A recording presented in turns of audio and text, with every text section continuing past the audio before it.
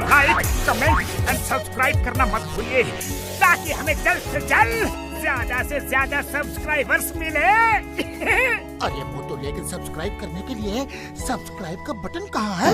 Oh sorry, गलती से mistake हो गई। ये रहा। दोस्तों, हमारे YouTube पेज पे बेल आइकॉन को प्रेस करना मत भूलिए। प्रिय विद्यार्थियों, नमस्कार। कक्षा 8 का अपना चैप्टर नंबर 2.1 चल रहा है।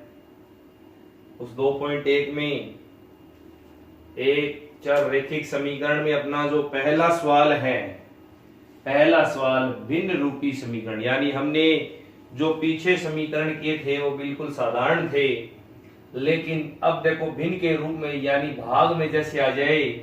इन सवालों में देखो 3 सवाल लिखे हुए हैं बोर्ड पे।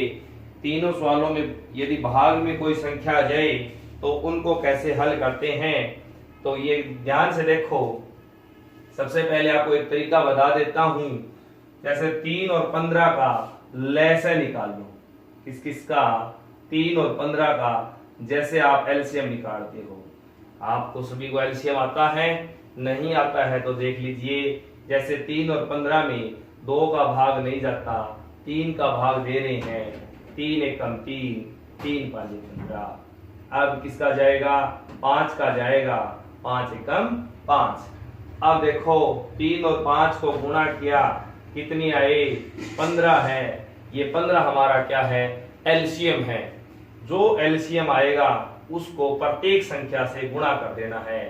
जैसे x भाग में 3 गुणा में 15 प्लस 1 गुणा में 15 बराबर 7 भाग में 15 और गुणा में 15। आगे ये लिख दोगे कि एलसीएम से गुणा। क्या लिख दोगे कोष्टक में? एलसीएम से गुणा। ये देखो ध्यान से, गुणा करने के बाद में देखो 3 एकम 3, 3 5 15 हल हो रहा है 3 से। इसी तरीके से देखो ये यहाँ पे गुणा हो जाएगा और 15 से 15 अपना क्या हो गया? कैंसिल हो गया। अब गौर करने वाली बात है कि x को किससे गुणा कर देंगे? 5 से, तो कितने x हो जाएंगे? 5x। इसी तरीके से देखो 1 को 5 से 15 से गुणा करेंगे, कितने जाएंगे? 15 एकम 15 और आगे कितने रह गए? 7। अब क्या करेंगे? वही अपना नियम है समीकरण हल करने की कि चर राशि को एक तरफ करना है, अचर राशि को दूसरी तरफ करना है। तो देखो 5x है वो चर राशि है और 7 है। 15 इधर जाएगा, किसका हो जाएगा? माइनस का हो जाएगा। अब क्या हो गया? 5x बराबर 15 में से 7 चले जाएंगे। कहने का मतलब मैंने आपको पहले भी बताया था कि यहाँ पे देखो किसकी ज्यादा है, माइनस की बड़ी है या प्लस की बड़ी है? यहाँ पे माइनस की बड़ी है। 7 से कितनी बड़ी है? माइनस की 8 बड़ी है। कहने का मतलब 15 और 7 का अंतर कितने का है? 8 का है। और कितने 8 का है? -8 का है। तो ये x बराबर ये -8 ये अपने स्थान पे है, लेकिन 5 किस में है? गुणा में है, तो किस में आ जाएगा? भाग में आ जाएगा। तो ये अपना उत्तर हो गया। x की वैल्यू कितनी आ गई? -8 भाग में 5। इसी तरीके से अपने को दूसरा सवाल भी करते हैं। जैसे देखो सेम ही आ गया इसमें, तो 3 और 15, तो यहाँ पे भी भाग में 3 और 15 है, तो इसका भी एलसीएम कितना आएगा? 15 आएगा। तो ये आपको पता चल गया होगा कि प्रत्येक के गुणा में कितना लगाएंगे? प्रत्येक के गुणा में कितना लगाएंगे? 15 लगाएंगे। 1 गुणा में 15 बराबर 7x। 7x भाग में 15 गुणा में 15 प्लस 3 गुणा में 15। ध्यान से देखो प्रत्येक के गुणा में क्या लगाया है? 15 लगाया है। प्रत्येक के गुणा में क्या लगाया है? 15 लगाया है। 15 क्या है आपको पता चल गया? क्या है 15? एलसीएम। क्योंकि इसमें 3 और 5 है, तो 3 और 5 का लैसे कितना आया? 15 आया। एलसीएम जिसको हम बोलते हैं लैसे, लघुत्तम समावर्ती है। यही अन्य सवालों में जैसे भी आप एलसीएम निकालोगे वो प्रत्येक के गुणा में लगा देना है और यहाँ पे अब अपने लिख देंगे एलसीएम से गुणा। क्या लिख देंगे? एलसीएम से गुणा, एलसीएम से गुणा। अब देखो 3 एकम 3 और 3 को 5 से हल किया तो कितने हो गए? 3 का भाग 15 में दिया, कितनी बार गया? 5 बार, यानी 3 से 15 को हल किया 5 आए। 15 से 15 क्या हो गया? क्रॉस हो गया, कैंसिल हो गया। अब गौर करने वाली बात है कि जो बचा है उसको गुणा कर देते हैं। कैसे? 2x को 5 से गुणा करेंगे तो 2x को 5 से गुणा करेंगे, कितने x आएंगे?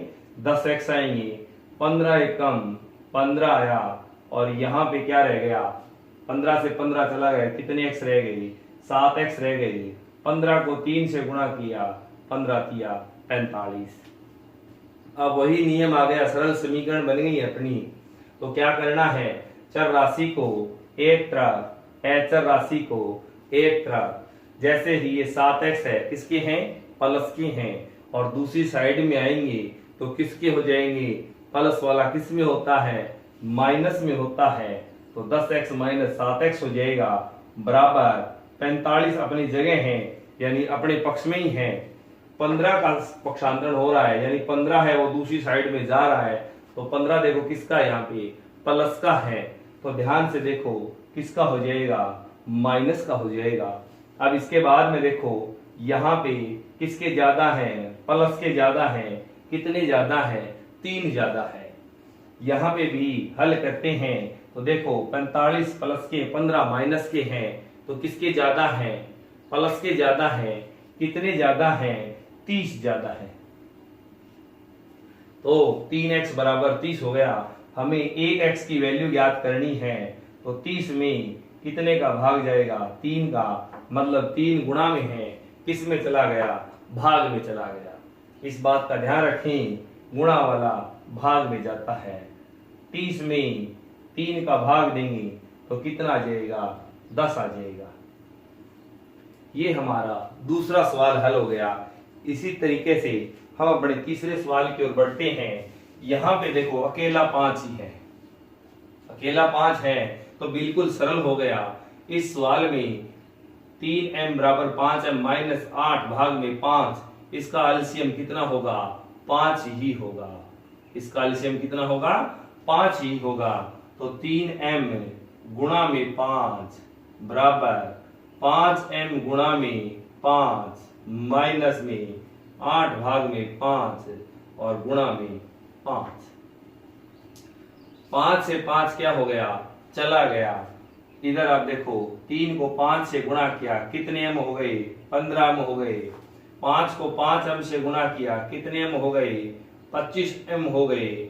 और माइनस के कितने हो गए? 8। अब 25m और 15m चर राशि है तो एक साइड में करना जरूरी है।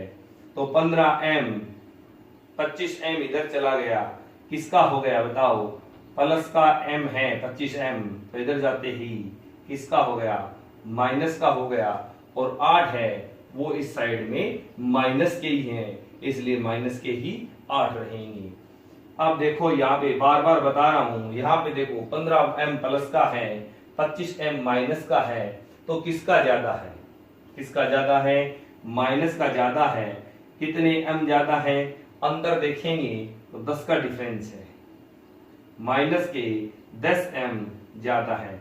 और इधर कितने हो गए? माइनस के 8। दोनों तरफ यदि माइनस से माइनस हो तो कट जाता है। यानी कहने का मतलब क्या हुआ कि -10 यहाँ पे गुणा में है और -10 इधर भाग में आता, तो समान चिन्हों का यदि भाग होता है तो प्लस में आता है, समान चिन्हों का भाग होता है तो किस में आता है? प्लस में आता है। यानी मैं ऐसे भी लिख सकता था, इसका दूसरा रूप मैं इधर लिख रहा हूं साइड में। m बराबर क्या हो गया? पहले इसको हल कर लेते हैं। m बराबर क्या हो गया? 8 भाग में 10, यानी 2 से कट रहा है, 2 चौके 8, 2 पंजा 10, यानी m की जो वैल्यू है वो 4 भाग में 5 आई है।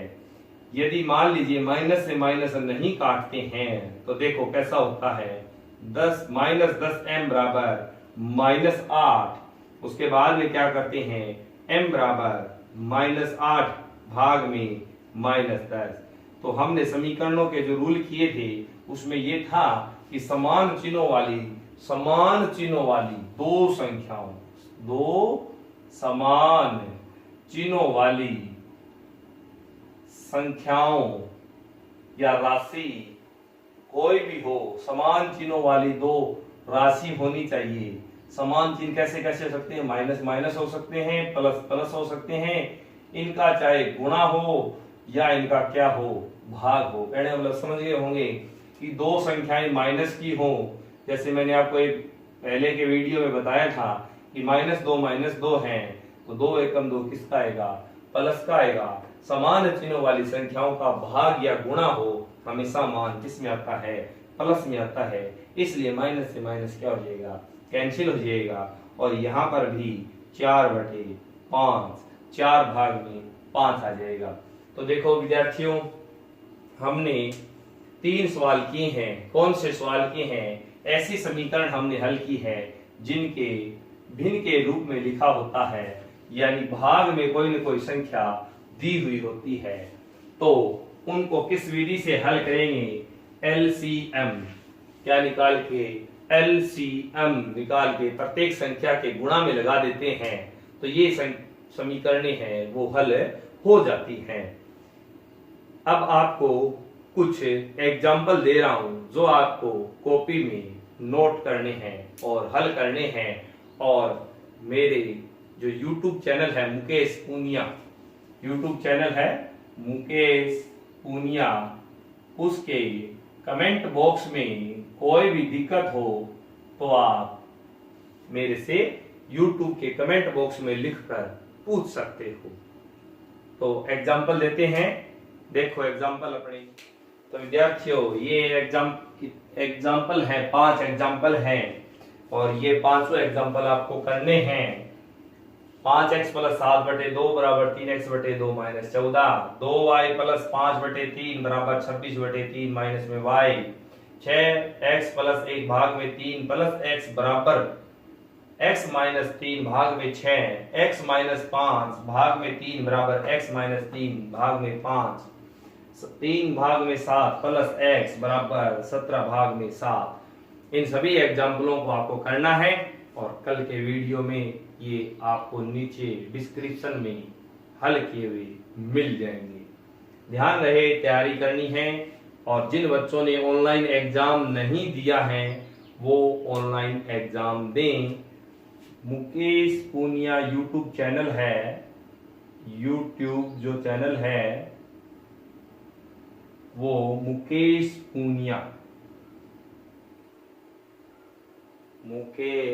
पूनिया के नाम से सर्च करने पर YouTube में आपको मिल जाएगा। और जिसमें 8वीं का जो वीडियो है, प्लेलिस्ट में आप देखोगे 8वीं का जो वीडियो है उसमें टेस्ट का लिंक दिया गया है। ऑनलाइन टेस्ट है, टेस्ट का जो लिंक है वो दिया गया है। और आप ऑनलाइन टेस्ट जिस बच्चों ने नहीं दिया है वो कृपया करके ऑनलाइन एग्जाम दें ताकि आपकी तैयारी है वो अच्छे से हो सके। धन्यवाद।